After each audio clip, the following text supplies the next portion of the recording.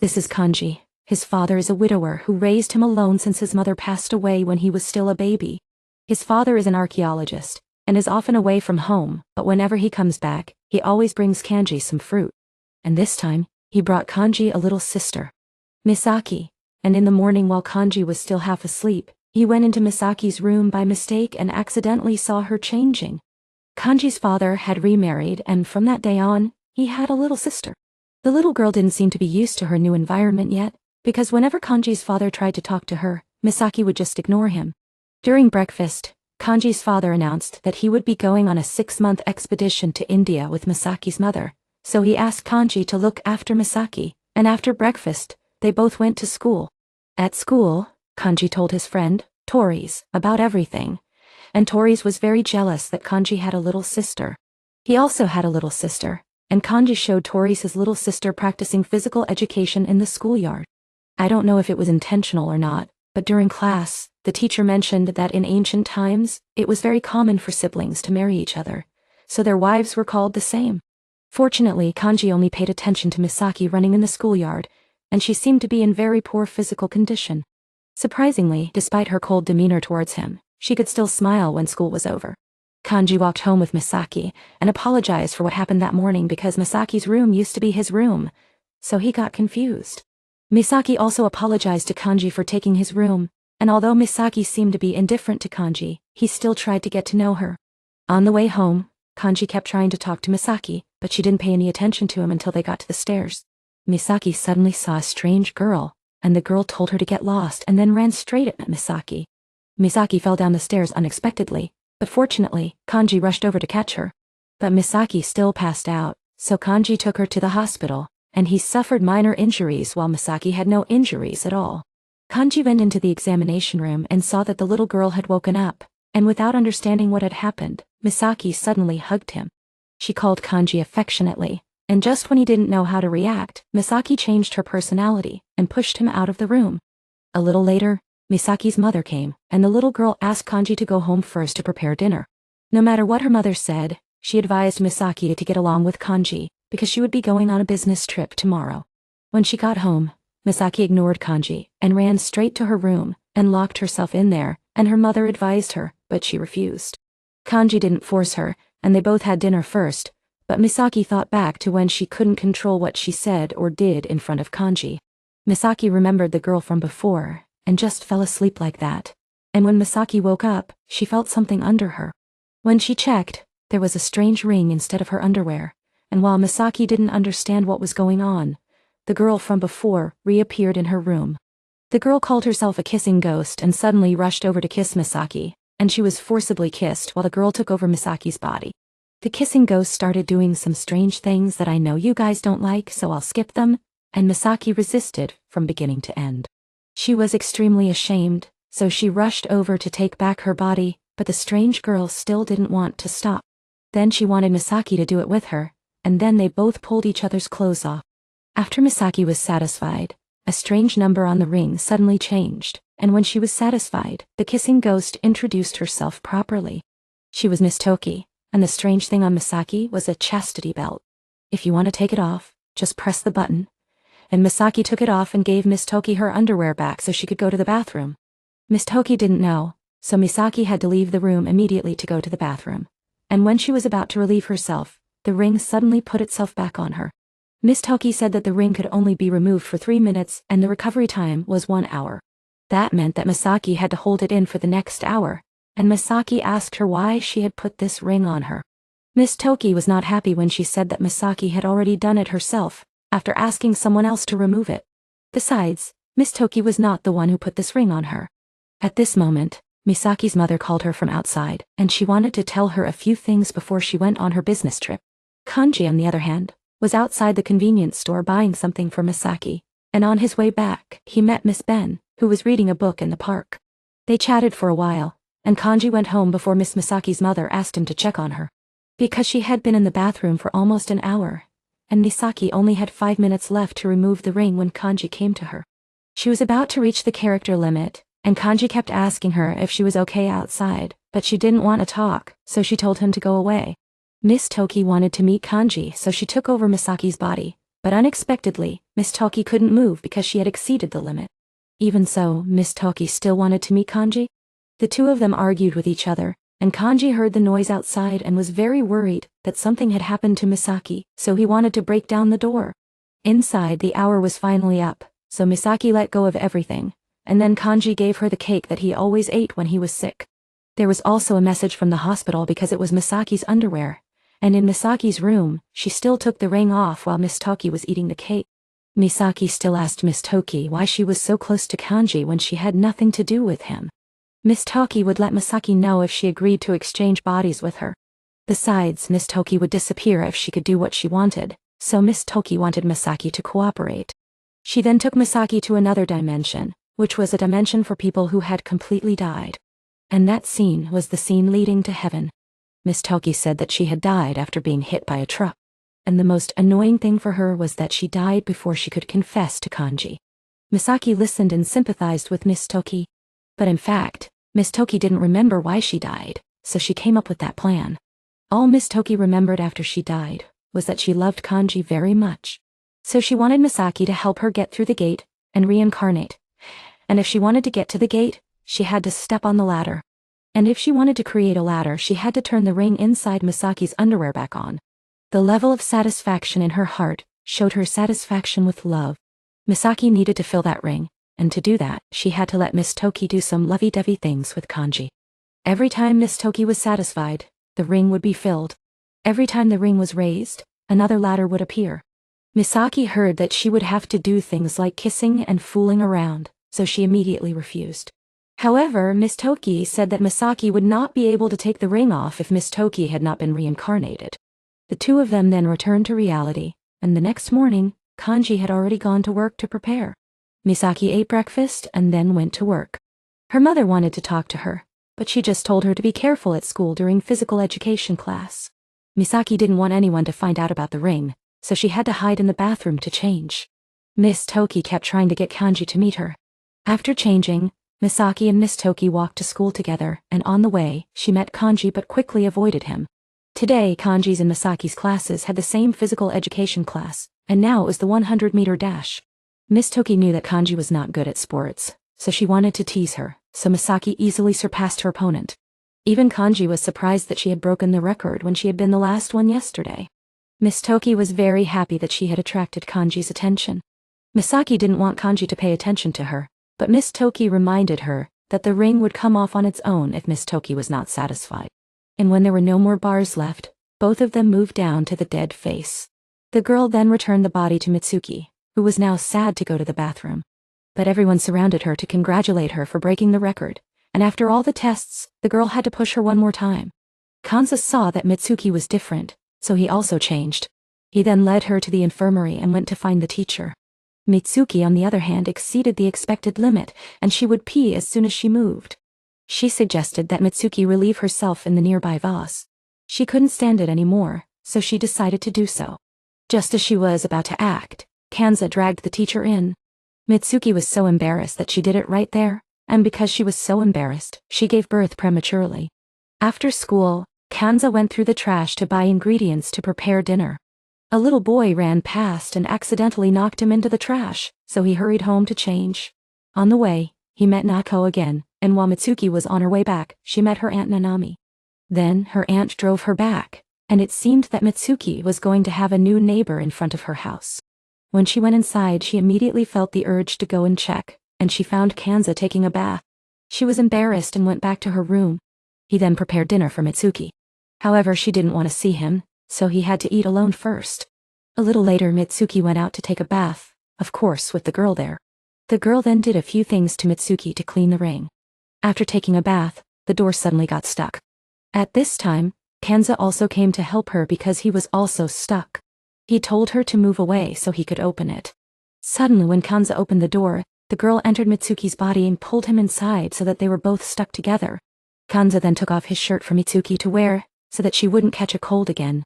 This was the first time that the two siblings had been so close for so long. Kanza apologized to Mitsuki, because he had never had a daughter before, so he was afraid that his unintentional actions would hurt her. Kanza's mother died early, and his father was always busy, so when he found out that he had a new family, he was very happy. Mitsuki, on the other hand, was extremely jealous of her current life, or maybe she just wasn't used to it yet. Even though she was young, she was quite promiscuous. Her mother needed someone to be with her, so she was always looking for men to date and then breaking up with them. When she was little, every time she saw her mother sad, she always wanted to eat her. But what her mother needed was a man, not a child. Kanza promised Mitsuki this time. This time would be the last time she would have a new family, because his father and he would make her and her mother happy. Mitsuki was very happy to hear this. Suddenly, the ring also became clean according to her emotions. At this time, there was a sound of someone outside the window, and Kanza called out to the door. In his haste, he stumbled and fell on top of Mitsuki. Just then the doorman walked in. To his surprise, it was Kanza's younger sister. This was Yuusu, who had just moved here after a long time away from home. Kanza also introduced Mitsuki to his sister, but his sister's attitude made Mitsuki a little self-conscious. The next day in class, Mitsuki was still thinking about the relationship between Kanza and Yuusu. Every time she thought about it, she felt something rising inside her. When she was walking with her friend Aka, Mitsuki saw Kanza and Yuusu walking home. They both then went into the house for Yuusu to pay. The atmosphere was very tense at this time. Kanza wanted to pay for Yuusu so that the two sisters could talk things out.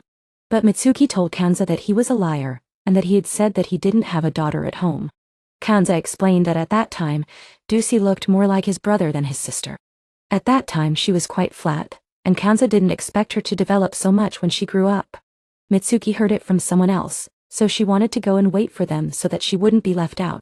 But Yuusu had prepared a cake that Mitsuki liked, so Mitsuki had to go and help her.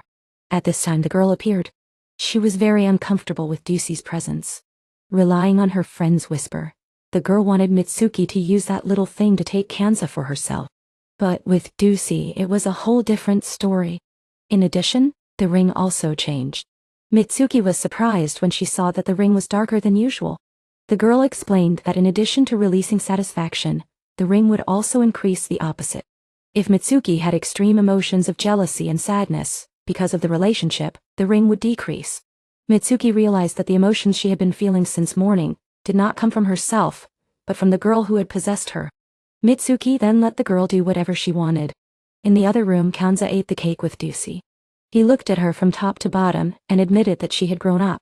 Sister Yuusu noticed Kanza's gaze and asked if he thought she looked more like a woman now. At this time the girl in Mitsuki's body ran out. She didn't hesitate to go to Kanza and ask him to feed her the cake. Mitsuki couldn't accept such a reckless and thoughtless act. Mitsuki noticed that Sister Yuusu seemed to be looking at her, not the girl. The girl wanted to embarrass Sister Yuusu a little. She pretended to stumble, and then threw the cake at Sister Yuusu. The girl intended to throw the cake at her face, but the cake landed on her cleavage instead. Not only did she not get angry, she also used her finger to pick up the cake and lick it, making both siblings blush. Kanza quickly went to get a towel. The girl didn't want to give up, so she used another cake. Mitsuki tried to stop her, but she accidentally pushed Kanza and he was hugged by Sister Yuusu. The girl knew for sure that she couldn't win against that pair. She asked Kanza if he liked big breasts or small breasts. He looked at both of their cleavages, and said that he liked them both so as not to make either of them sad. Mitsuki was embarrassed, and the ring gradually became clean as a few drops of water gradually appeared. And in the morning, there were strong winds blowing. Mitsuki went out to get the newspaper, and accidentally met Aunt Nana, who had just come back from drinking all night. She took her aunt inside and Kanza got some water. Aunt Nana accidentally spilled the water on Mitsuki. She was so embarrassed that she ran back to her room. Kanza hurriedly carried her upstairs to rest. The girl complained that Mitsuki was wearing underwear like a child. She urged Mitsuki to wear more provocative underwear to increase Kanza's desire to clean the ring. The girl was still uncomfortable with Sister Ruki Kai. She even knew about Sister Ruki and Kanza's past. However, as she had said from the beginning, she didn't want to remember any other memories with Kanza. Sister Ruki called the two siblings from outside to go to school together. Mitsuki went ahead so as not to get in the way of the two. The girl kept rubbing her hand, which made Mitsuki very uncomfortable. She also had her own emotions. Emotions that she didn't need anyone to invade or judge. In response to Mitsuki's discomfort, the girl seemed not to understand, and thought that Mitsuki was jealous of Sister Ruki. A strong wind blew past, blowing Mitsuki's skirt up and interrupting their conversation. The girl felt something behind her. Sister Ruki was looking at her 100% botched. However, the girl was a ghost, so how could a normal person see her? She ignored the feeling and went to school with Mitsuki. In class, Tori was constantly jealous of Kanza.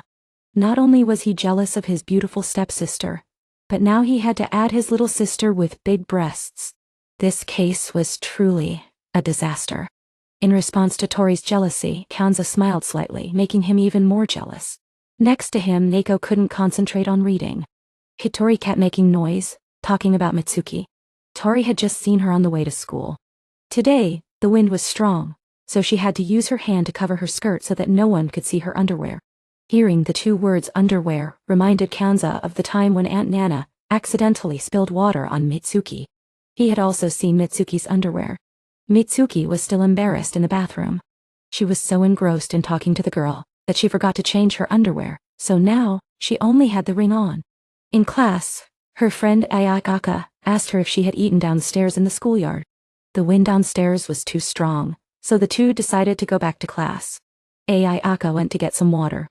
Mitsuki had just taken a few breaths when she knew that she had forgotten to wear her underwear, so she hurriedly pulled her away. Mitsuki was as happy as if she had been suddenly freed. A strong wind blew past and Kanza saw everything. He was surprised and stepped back, accidentally knocking over a vase and breaking it. His sister scolded him and took him to the infirmary. Mitsuki returned to the classroom with her aunt. Someone had left a gift on her desk, which was a pair of underwear with a pattern similar to her favorite one. Returning home in a bad mood, Mitsuki recalled all the things that had happened, making it difficult for her to sleep. Kanza called her downstairs for dinner, but she didn't answer him. Aunt Nana came to visit again. Her father was still working, so she went to the neighbor's house to get the design draft and visited both of them on the way. Since she had come all this way, Kanza asked her to stay for dinner. Her aunt appeared and still didn't answer Kanza, but went downstairs to eat dinner. Mitsuki acted as if she hadn't asked Kanza to cook for her.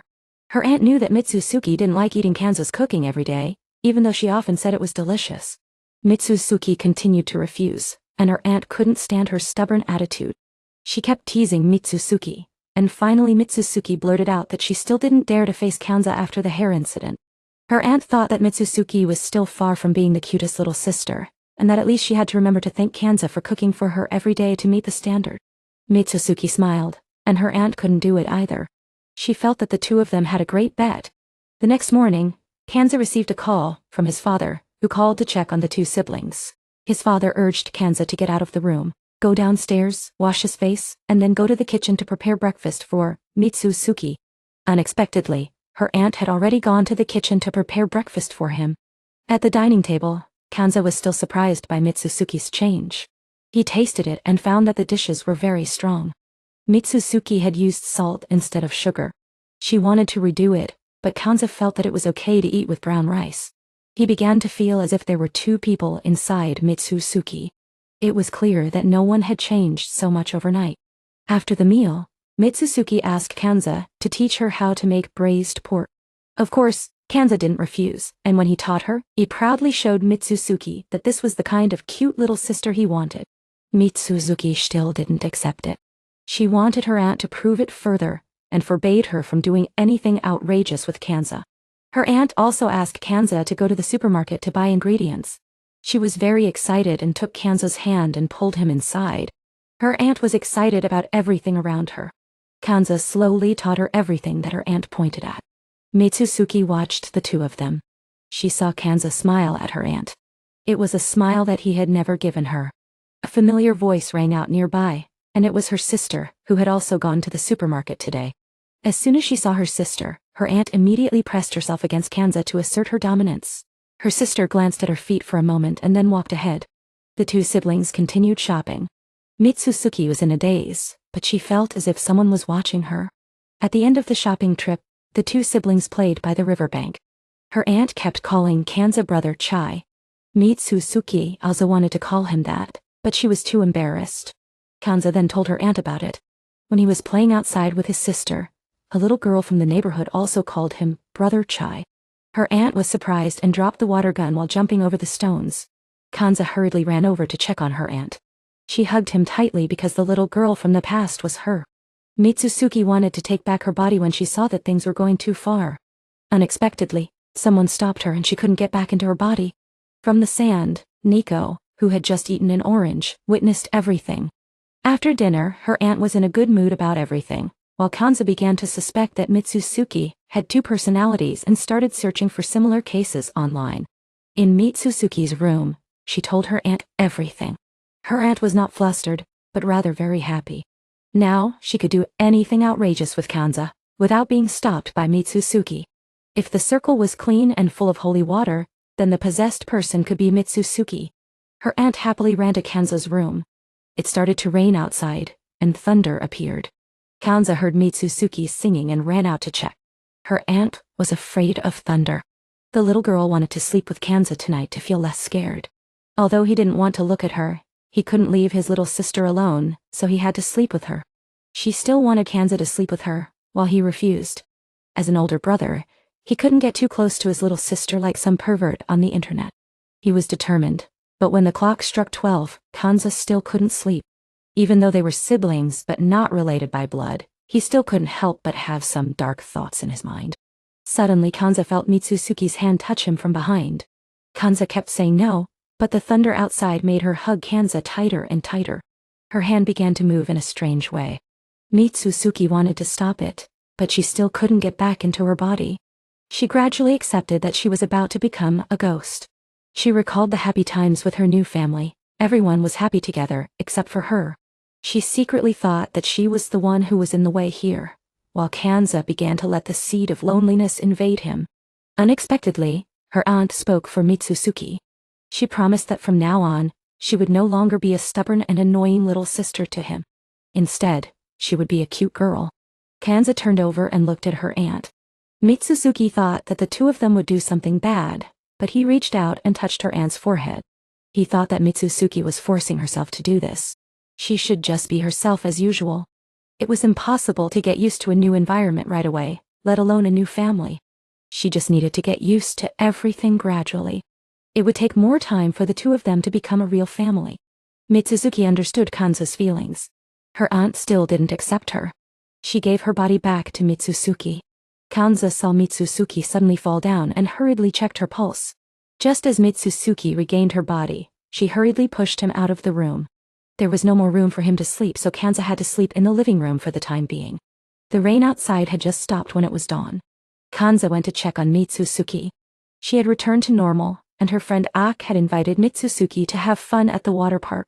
In the changing room, Mitsuki still asked Ak to go first while she would come later. After a while, she went to the swimming pool with her aunt. Mitsuki sighed with a worried face. She was very happy to go out with Ak, but she should have refused because everyone could see the circle. Her aunt wanted to take off the towel for everyone to see, but she happened to see her sister there. Her sister had won first prize in the lottery yesterday, and had received a free pass to the swimming pool. Mitsuki looked at her sister's huge breasts and walked away. Her aunt also disliked her sister. The two of them fought with each other, and her sister only looked at her aunt. Unexpectedly, Kanza's group also came to play today. Then they all had fun together. First they played catch, and Tori and Ak played water polo. Tori was hit by Ak and fell into the water. Then they played other games. Only Nico and Mitsuki didn't participate. True to her name, Neko didn't like water. Her father was the owner of this water park, so she had invited Tori and Kanza to play here. The main purpose was to get feedback from everyone on the tourism business. Mitsuki was eating ice cream and recalling the incident where Kanza had pressed his head against her chest, which had startled her and made her finish the ice cream in one go. So she had a brain freeze. Ayoko, who was next to her, kept urging Mitsuki to go and save Kanza. Of course, Mitsuki refused. Apart from being afraid of exposing the circle, she couldn't swim. Ayoko was afraid that her sister would use her super attractive figure to seduce Kanza. She wanted to take over Mitsuki's. Kanza had always thought that the little sister Tori often mentioned was just his fantasy, but he never expected her to be real. Tori also wished that he didn't have a little sister. Hearing this, Moa also clicked her tongue at Tori. The two siblings seemed to be incompatible. As soon as they saw each other, they started arguing. Moa then turned around to meet her crush. She asked Kanza to take care of her crush, who was about to ask her out, and then left first. Mitsuki, the owner of the crush, came to Moa's way of calling Enchai. Although the two were at odds, she still respected Enchai very much. Kanza's group continued to play ball tasting. Kanza had fun but still kept an eye on Mitsuki. Unexpectedly, he also saw Duki. Before he could react, Duki suddenly fell towards him. Kanza was sunk deep into the water by 2 balls. Mitsuki didn't think twice and jumped into the pool to find him. Kanza and Duki quickly swam up, while Mitsuki was injured when she jumped into the pool. Kanza quickly took her to the infirmary. In a hurry, Kanza accidentally dropped Mitsuki's handkerchief. It was even more unfortunate that a child here had found someone's underwear and was playing with it. Neko looked at it briefly, and guessed what was going to happen. When she entered the infirmary, Mitsuki only had a sprained ankle, so she wanted Kanza not to go to the infirmary. Kanza heard this and put her down to let her rest. Unexpectedly, he found that she was only wearing a protective ring inside. The 2 siblings fell into a difficult situation. 2 guests who had just finished bathing walked in. Kanza had no choice but to pretend to be Mitsuki's boyfriend, so that the 2 guests would not pay attention to the ring. Duki behind him was very jealous, and changed places with Mitsuki. Mitsuki also subconsciously hid the ring. Kanza thought of a way. He took off his pants and put them on her. Mitsuki felt relieved when she put on Kanza's pants. Kanza still had other swimming trunks. Tori didn't understand why Kanza was wearing swimming trunks inside swimming trunks. Tori saw Mitsuki wearing Kanza's pants and understood what was going on. He was very jealous of the relationship between the 2 siblings. Kanza slapped him on the back in annoyance. The snowy sky began. The water level was gradually approaching the gate of heaven. Duki was very excited because he was about to escape. Only Mitsuki was very worried because Kanza had seen the ring. Kanza also gradually had some thoughts about Mitsuki after seeing the ring. He was pulled back to reality by Mitsuki, making him move all over the classroom. Today, I only came here to bring back the dish that Mitsuki made. Kanza checked that it was Tori's underwear, and was about to return it when Kanza punched him in the stomach. Kanza didn't understand why he didn't give the underwear to Mitsuki. Because Mitsuki had been bullied today, she gave it to Kanza to calm down. She then left first.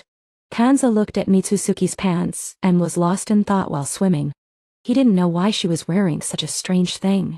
Kanza was both worried and used Mitsuki's pants as a handkerchief to wipe his face. Unconsciously, Kanza thought that Mitsuki's strange actions before were to attract his attention. The image of Mitsuki forgetting to wipe him made Kanza helplessly rub his face on Mitsuki's pants. Neko spoke up to stop him because his actions were attracting everyone's attention in the classroom. The snow outside was getting thicker. Mitsuki still hadn't come out of the trance because of the embarrassment. Even this morning, Kanza didn't dare to approach her, just because she was wearing this strange thing. He told Mitsuki to think too much. Mitsuki blamed everything on the wind she blamed. Since meeting her, Mitsuki had never been at peace. She just took the opportunity to pull the desk closer with the intention of taking the ring. He comforted her, but Mitsuki was so ashamed that she burst into tears because of the miserable life she had created. She fainted with a high fever. He came to check on her, and the ring had turned black and very sticky. Kanza was very anxious at this time. He went home to cook porridge for Mitsuki. He came to the door of her room but was still worried about the ring.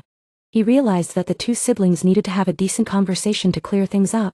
Suddenly, a strange sound came from Mitsuki's room. From being curious, he turned to be curious. Kanza put his hand on it and heard her calling him.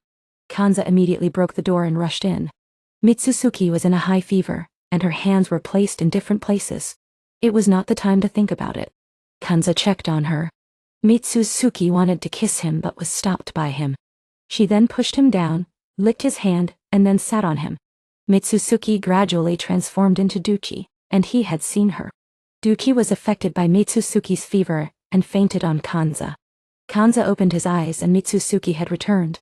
She stepped back and threw a pillow at Kanza's face to keep him away. Mitsuki insisted that it was Duki, not her, and then fainted because she was too tired. Kanza was about to take her to bed to rest when she suddenly hugged him and called for her mother. Kanza quickly comforted her and then fed her porridge and let her rest. When everything was done, he left her to sleep. Next day, the snow had stopped. Mitsuki was no longer in a fever, and Duki was very excited about what had happened yesterday. The ring was also cleaned a lot because of this. In line with Duki's excitement, Mitsuki was extremely unhappy after what happened. Now, they couldn't hide the ring, and now she was no different from those perverts. If she was a pervert, who would like her? Mitsuki then fell asleep. Duki realized that things had gone too far with Mitsuki's bottom line. Duki recalled that when she had an accident, A man asked her if she would give up everything and wait in vain, or if she wanted to pursue her dream again. She had no choice but to continue. Kanza was now buying cakes for Mitsuki with Ruki. Because of the pressure, Kanza was still in the clouds, so he had to weigh the cakes himself. Kanza still couldn't figure out Mitsuki's actions. After weighing the cakes, Ruki tried to change the music on the way back. Kanza asked her if her personality would change when her living environment changed. She said that it could be that everything around her had changed first. Or, because of sad things, it could also lead to a change in personality. Even though the reasons were small, they could have a great impact. Kanza thought that Mitsuki's strange behavior might be because of him.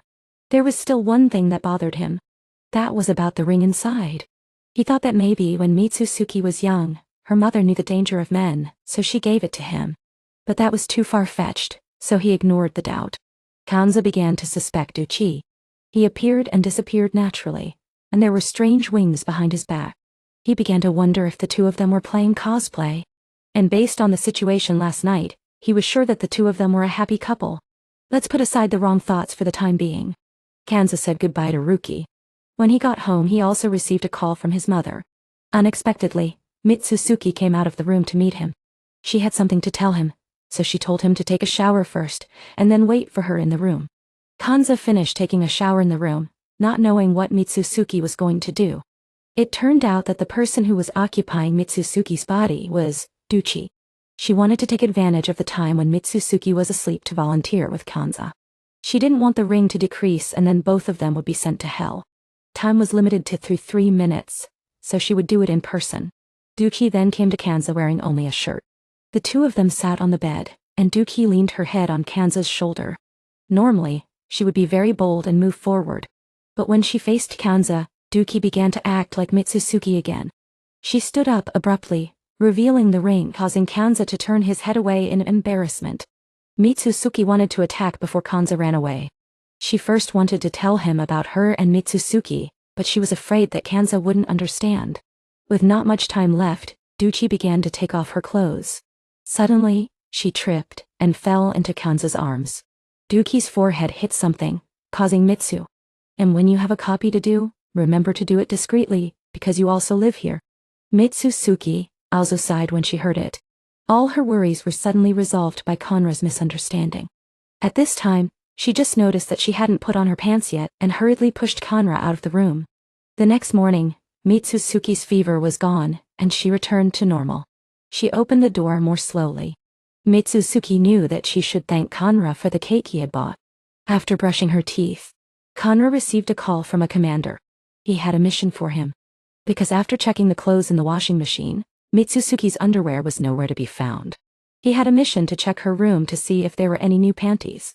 He broke into the room with great joy. All of them were just normal pants. But the mission still failed because Mitsuki suddenly returned because she was hungry. At school, it was not safe yet. Mitsuki and Aik were still in the schoolyard. Aik helped her join the club. Now Aik hates going home early to hear her mother nagging about her studies. Mitsuki is not interested in the club. Aik suddenly took her certificate. The two of them will join a club together to practice together to avoid gaining weight. They decided to visit the clubs after school. Aik's childhood friend appeared again to oppose joining the club. She didn't want to waste time on them but focused on flirting with Konra. Mitsuki thought that if she was not obese, she would not understand her feelings. After school, Mitsuki and Aik went to visit the first club called tennis. Both of them changed their clothes and played together. Mitsuki couldn't hit them even once. After a few minutes, she was exhausted. Mitsuki wanted to switch places with her childhood friend. Her childhood friend refused, because she had opposed this from the beginning. Mitsuki had to promise to go home early to meet Konra before her childhood friend agreed. Replacing Mitsuki's position, her childhood friend completely overwhelmed Aiki, and in the next round, Aik surrendered. Her childhood friend returned the body to Mitsuki. The club president was impressed with Mitsuki's ability and invited her to join the club. Looking at the intense training force and the application form to join the club, Mitsuki immediately refused. She and Aik went to the next club, water polo. As soon as the tennis game was over, Aik snatched the ball from Mitsuki while she still didn't understand what was going on. Her childhood friend had to come out to help Mitsuki.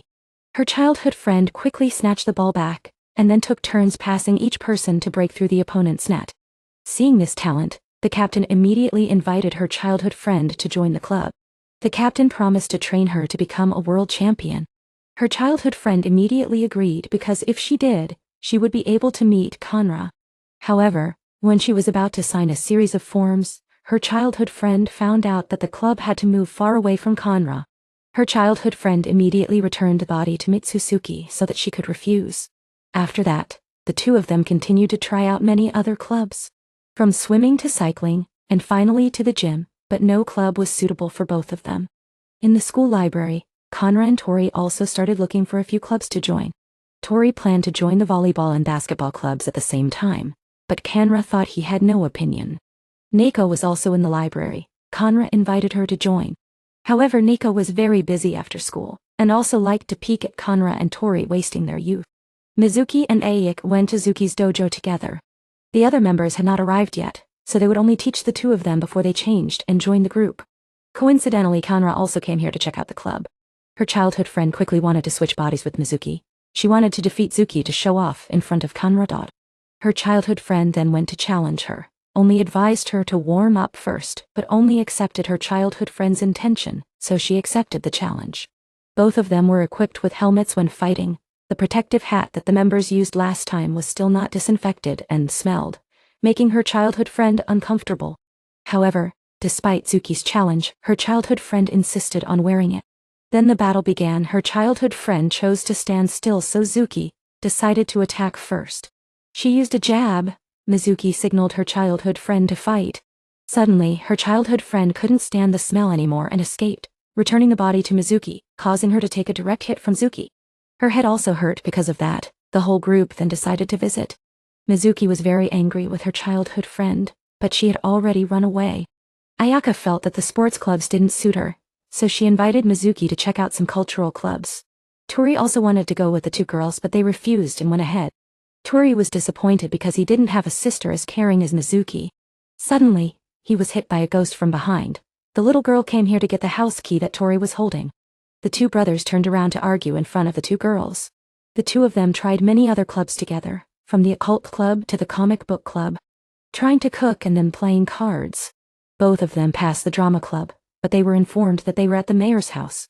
The two of them went there and met Nico again. She said she was watching the drama club, and Tori was practicing acting. The play started not long after. The lights in the mayor's house were turned off and everyone gradually gathered to watch. The story begins with Marlo and Mr. Kanza. Nico then went on stage with him as Kanza's daughter. Nico made Kanza choose between his daughter and his sister. He played the character so well that he grabbed Kanza, making Mizuki uncomfortable. The two brothers Tori still couldn't get along while acting. In the end, Kanza chose to marry his daughter. Moving to the wedding scene, Tori played the role of the messenger while Kanza was the groom. Nico stepped onto the stage in a normal uniform. She said she didn't love Kanza anymore, and left. Then the real bride stepped up. It was Mizuki. He had been caught by Aik so that Mizuki could act instead. He still wanted to avoid playing the role. The little girl ignored Aik's obstruction and ran to Kanza. He tripped over Mizuki's wedding dress and fell into her, causing the front to tear and the ring to be exposed. Mizuki fainted easily, but the man next to her was the male version of her childhood friend. Mizuki fainted easily again. This time it was Kanza who was not wearing anything, and went in to invite her down to breakfast. Mizuki continued to faint easily this time. She had escaped the illusion. However, the illusion that she exposed the ring in front of everyone was real. Although Kanza had covered for her, Aik still saw it. The next day at school, Tori innocently brought the photo album to show Kanza. A greeting Neko came to give Kanza too, with a handmade water bottle as a thank you for the performance. As for Tori's share, Neko gave it to Moa. Tori was angry again because he didn't receive anything when it passed through the little girl's hands. Not yet. On the way home, Mizuki was very tired. Last night, her childhood friend had done enough for her body. Her childhood friend said that Mizuki's breasts would only grow if she did that. At this time, Tori came out of her house, and the two of them greeted each other a little, and then Tori ran ahead. And in another room, Mizuki found the photo album that Tori's mother had forgotten. Mizuki thought it was Kanza's. Her childhood friend was sure that he liked big breasts. She then took out a magic spell to transform Mizuki into a giant, but it kept getting bigger and her childhood friend still didn't know how to stop it. Mizuki suddenly woke up. She felt very cloudy because it was still as small as usual. Kanza also agreed with her as he walked from the room to the other room. Mitsuki then threw the photo album at Kanza's face to make him angry so that Kanza would take her to the aquarium. The aquarium for Mitsuki. Kanza planned for Mitsuki and her childhood friend to go together. However, her childhood friend possessed Mitsuki's body and then went with Kanza. Finally, the next day the two brothers went to the aquarium together. Her childhood friend took Kanza's hand and pulled him away. The two of them met Ruki getting ready to go out. Kanza asked her to go out with him, but she felt the murderous gaze from her childhood friend, so she refused. Her childhood friend immediately pulled Kanza away. The two of them were in the car, but her childhood friend still hadn't let go of Kanza's hand. At the aquarium, it had become more crowded since the last time he. After the performance, Tasan dragged Kanza to see the fish, and Tasan ran ahead excitedly. Kanza couldn't keep up with her because the children were running around, and when they reached the circular fish tank, Mitsuki wanted to take her body back.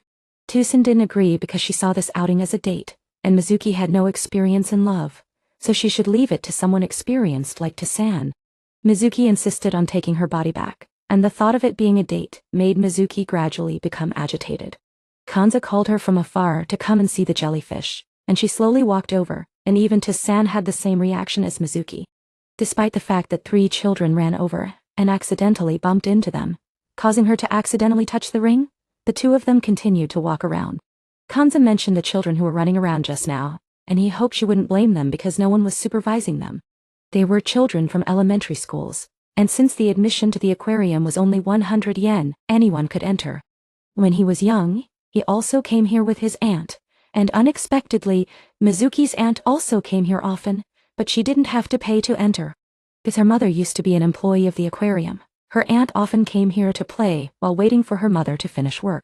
If she waited at home, she would have to wait until evening, and she had no friends, so only the penguins kept her company. When her aunt was not at home, Mitsuki felt very lonely.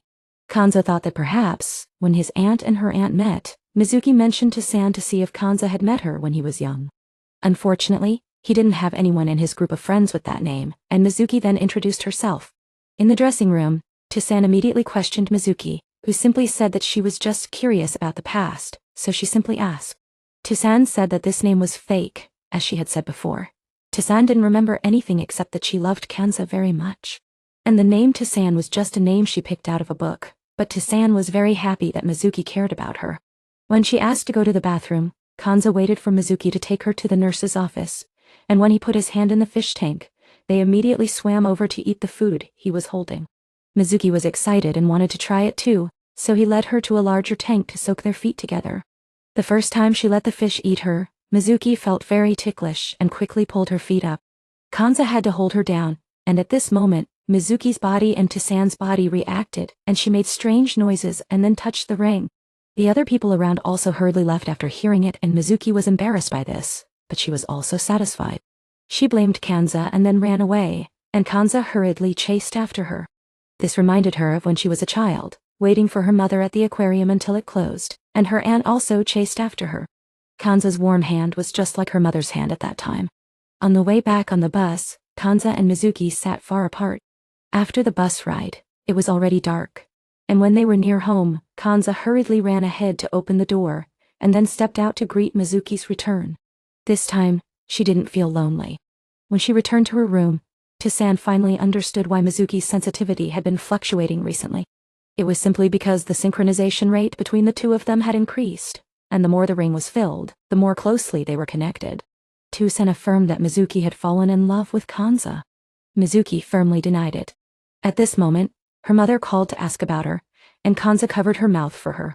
Not wanting to interrupt their conversation, he left it outside for her and went to the evening study session. Mitsuki was reluctant to go back because she had a test the next day, and she didn't want to do it at all. A gust of wind blew through the room again. When she reached the front door of her house, she saw the moving van that had just left. Mitsuki remembered that today was the day Nana moved in. Her aunt was getting ready to go to work, and had bought her a warm blanket, which was placed in the other room. Mitsuki went in to check and found that it was a kotatsu. She immediately got in and enjoyed it. The cold feeling was immediately replaced by warmth and comfort. She turned on the TV to watch a program and ate some snacks. Mitsuki rested her face on the table and enjoyed the warmth. Mitsuki came up with an idea. She then took out her homework and did it at the kotatsu. Outside, Kanza was also curious. He knew that today was the day Nana moved in. He went to the other room to check, and unexpectedly, he saw Mizuki struggling to get out from under the kotatsu. She was looking for her eraser under the table. Kanza's voice startled her, and she hit her head on the table. The two of them talked for a while and then Kanza left to let Mizuki concentrate on her studies. He didn't expect that his sister would like to wear kotatsu. Back to Mizuki's studies, her concentration was gradually overwhelmed by the warmth of the kotats. Only 30 minutes had passed, and Mizuki was already sleepy, so she decided to take a nap. Toussaint was also sleepy, so the two of them fell asleep together. After a long time Kanza looked at the kotatsu, and it had been a long time since he had felt the warmth from it. He went downstairs to see how far Mizuki had gotten with her studies, and Kanza also saw Toussaint, sleeping with Mizuki. He checked her homework and realized that all of her answers were wrong. So, he immediately solved the problems for her. When he was finished, he was also infected by the drowsiness of the two of them, so he also closed his eyes for a while. In his dream, Kanza dreamed of the time when his mother was still alive, and the three of them ate hot pot together at the kotatsu. As for Mizuki's dream, she felt like she was being wrapped in barbed wire. When she woke up she saw someone sleeping with her, and she thought it was Toussaint, but Toussaint was sitting opposite her. When she turned around it was Kanza, and she thought he would make her feel dark, but he held her tightly and called for her mother. Mizuki was moved, and gave him a hug. She checked her homework and found that Kanza had redone it all for her. Kanza was still calling for his mother in his dream. He then woke up and saw Mizuki running in the other direction. She also thanked him for helping her fix her homework. Kanza also noticed that Toussaint was gone. Mizuki then returned to her room, and Toussaint yawned continuously. Mizuki felt that she was also tired. The next day, Mizuki went downstairs to the kitchen to prepare breakfast for Kanza. She went to get the bento box in Kanza's bag, who had just returned from school. Unexpectedly, he had 2 bento boxes, and he hadn't finished his own, while the other one was empty. Mizuki was deeply hurt, and there was a voice outside the door. It was Sister Duki, who had come to get the bento box she had prepared for Kanza. Mizuki was even more hurt, and Sister Duki suggested that she make bento for Mizuki as well. But she refused and said that she could only make bento for Kanza starting today. Kanza heard the voice and came downstairs to check, and even Tori came to play. Kanza still didn't know what was going on, and was immediately shot a bullet-like glare by Mizuki. Looking out, Sister Duki suggested that she cook dinner for Kanza. She wanted Mizuki to cook together, but she refused.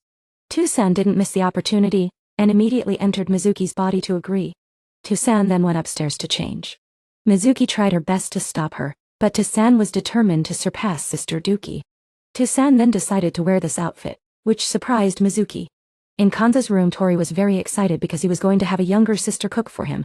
He told Tori about his suffering when he had a younger sister. Every time he was hungry, his sister would tell him to go outside and eat grass. Not to mention, the little girl also said that seaweed was very good for hair growth, and Tori believed her and bought a lot. Tori didn't know where to go.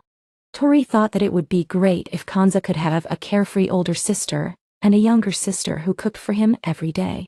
Kanza immediately interrupted him to bring him back to reality. Kanza went downstairs to check on how the two of them were doing. Toussaint was dressed in a maid's uniform, and Kanza was surprised but didn't. And making bento for Kanza made her happy, but she was sad when he didn't finish it. Sister Duki scolded her. Perhaps Kanza ate her portion so he couldn't finish Mizuki's. Mizuki was happy for a moment, then she added more salt in Mizuki's pain. Now everyone stopped eating. Now she just needs to cook delicious food so that Kanza doesn't complain again. She then continued to take over Mizuki's body. She carelessly scooped up the soup with a spoon and accidentally bumped into Sister Zuki, spilling all the food on her. She hurried to the bathroom to change. She thought Sister Zuki was jealous of her maid outfit, so she decided to fight her. She will only wear an apron and go out. Mizuki hurried and took back her body. Just as Kanza came out of the shower, he ate one and went to the face. Because eating Sister Zuki told Kanza everything, and after that incident, the water level increased and only a few more waters would send her straight to the gates of heaven. Returning to the room, Mizuki reviewed the storybook she used to read as a child. The name Kotobuki was chosen by her after the name of the whale. Mizuki realized she didn't know anything about Kotobuki. While changing, Mizuki wanted Kotobuki to change her to a different type of sticker, because this type looked very suggestive. Kotobuki still read the story. Kanza still thought it was cosplay, so Kotobuki told Mizuki not to worry. Mizuki hated that carefree nature of hers. She asked Kotobuki if she was really okay when she had forgotten everything before she died. She couldn't bear to remember her past, just flying around with dirty thoughts in her head with Kanza. She said this didn't affect her feelings for Kotobuki.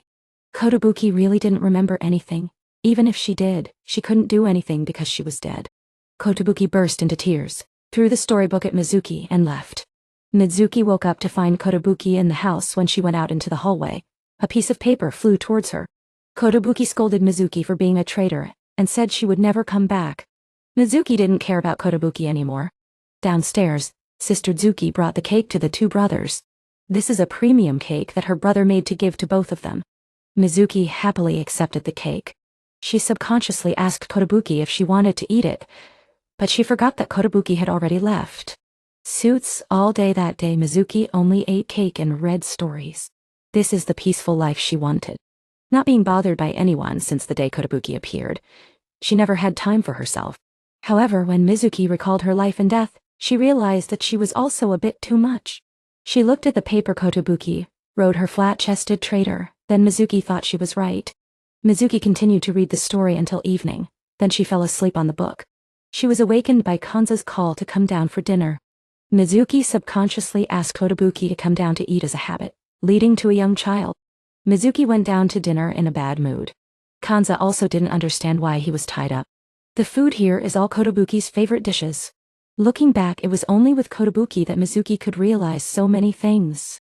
Sports are more fun than she thought, and Kotobuki also made her able to talk to Kanza more easily. And even though Kotobuki wasn't here, Mizuki still felt excited when she looked at Kanza.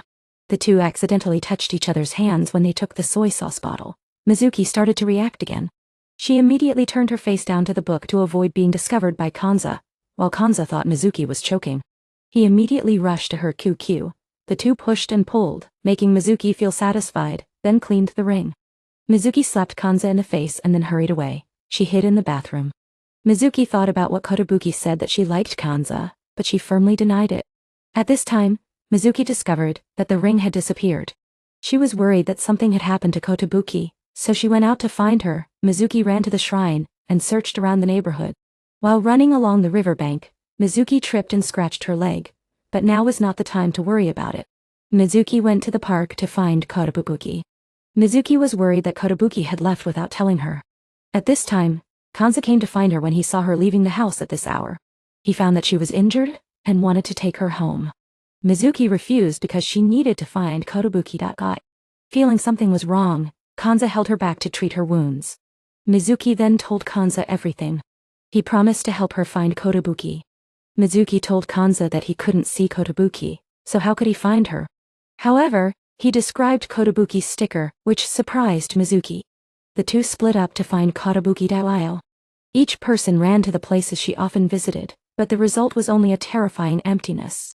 In her heart, Mizuki suddenly remembered an important place.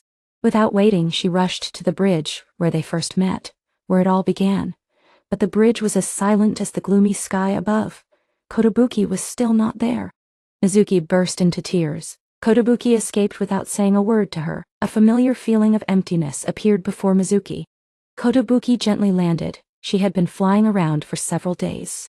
Mizuki mentioned that the ring had disappeared, and when she mentioned it, Kotobuki immediately returned the ring. However, Mizuki felt a strange feeling, so she ran into the public restroom to check. According to Mizuki, Kotobuki went to find a new ring to replace the old one for Mizuki. It went from this world to that world. Mizuki didn't like this style, so she told Kotobuki to change it back to the old one. Anyway, she was still happy that Kotobuki had returned. The two then headed home while the wings were still looking for Kotobuki outside.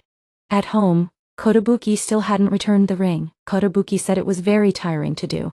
Mizuki insisted that Kotobuki do it, so Kotobuki used her underwear to put it back on for Mizuki, making her very embarrassed. The next morning, the ring had returned as she had made Mizuki very happy. Kotobuki said she might have liked the ring. And one afternoon, Mizuki also Kotobuki went to scare the shopping season. Both of them liked to go back to the usual rotation. Kotobuki was excited while Mizuki was not interested. Mizuki came to the usual rotation. Kotobuki used the card to let Mizuki spin the golden ball, with the special prize being 2 baths in hot water. The trip took the two brothers to the hot spring on the snow. As soon as they got off the car, they felt the cold of the snow. He was very excited about the trip, while Mizuki was very annoyed to go there from the time she got in the car until she got off.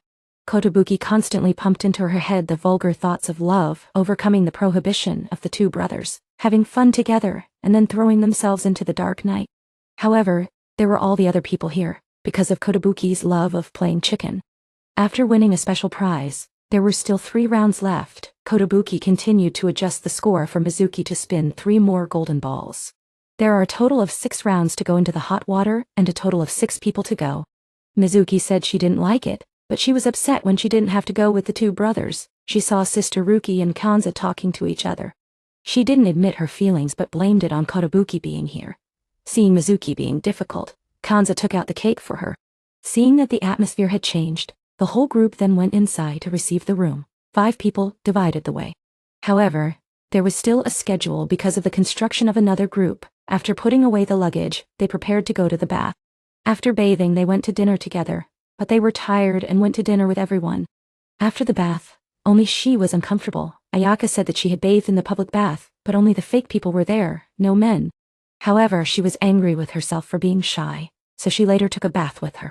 Kanza saw that Mizuki had not returned to the bathroom, so she went to check on Mizuki. Kotobuki kept urging her to come back to take Kanza. She didn't care, however. Kotobuki just told her that she was having an affair with Sister Zuki. The two broke out in a fight, just as Kanza came to find. She was determined to take Kanza. She used her strength to push Kanza into the bathroom. But when she entered, she saw her with Sister Zuki, turning back to the time when Kanza vomited on her. She had to take a bath and accidentally met Sister Zuki, who was taking a bath here. Both of them turned their heads in embarrassment. At this time they just laughed because when they were young they often took a bath together without any embarrassment. Kanza said that it was different at that time, but now her sister has changed a lot, so it is difficult for her to look directly at her. Sister Zuki said that it was her who changed. She then took her hand, and just as the two were about to kiss, Sister To came in. She wanted to stop it, but was taken over by Mizuki, and then she hurriedly left, and Kanza also hurriedly followed. Sister To told Mizuki not to let Sister Zuki push her around like that again, otherwise the situation like before would happen. Kanza ran over to explain the misunderstanding to her. Mizuki thought she was fine, but her body did the opposite. Kanza realized that the black ring wanted to take her back to the room. Mizuki smiled at Kanza, stroked her head, and knew that she had made bento for him, which made him very happy. Mizuki then agreed to let him go. Tori was no longer tired, so he ran to the public bathroom to find Nana, but only the ghost was here. Kanza left Mizuki in the dressing room, while he went to find something to drink. Mizuki was still worried about the relationship between Sister Zuki and Kanza.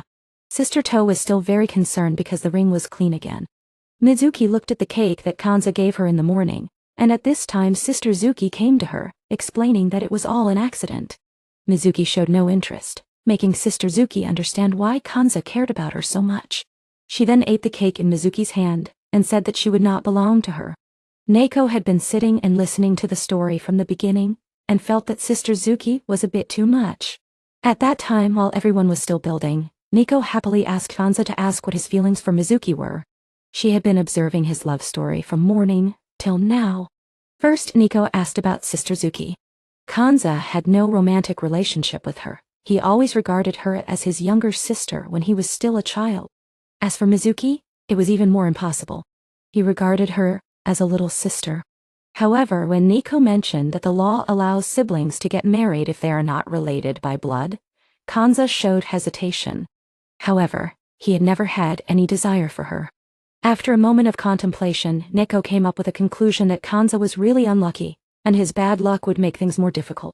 She didn't know what would happen if he couldn't control himself. Kanza coughed slightly. Maybe he had caught a cold after soaking for too long. Neko checked him with her hand, and then she moved closer, and the shadow reflected as if the two were kissing. The next morning, Tori woke up with a refreshed spirit. He called Kanza but got no response. The group went to Kanza's room to ask him to eat, and accidentally saw Tori pressing on Kanza, and everyone immediately gave Tori a punch. Tori told everyone about the problem, and everyone surrounded Kanza to watch him sleep. At this time, Kanza suddenly woke up. As soon as he saw Mizuki, Kanza praised her for being cute. Then he talked about how she always bullied him, and immediately asked her to marry him. Mizuki was stunned and didn't know how to react. Kanza crawled over to Sister Ruki. He took the initiative to squeeze her breasts and asked her why her breasts were so big. Sister Ruki slapped him and left. Neko was disappointed that Tori had passed on the pervert disease to Kanza. Neko stepped in and said that she was the one who made Kanza like this. She had hypnotized him. She had hypnotized Kanza to be honest with his inner thoughts.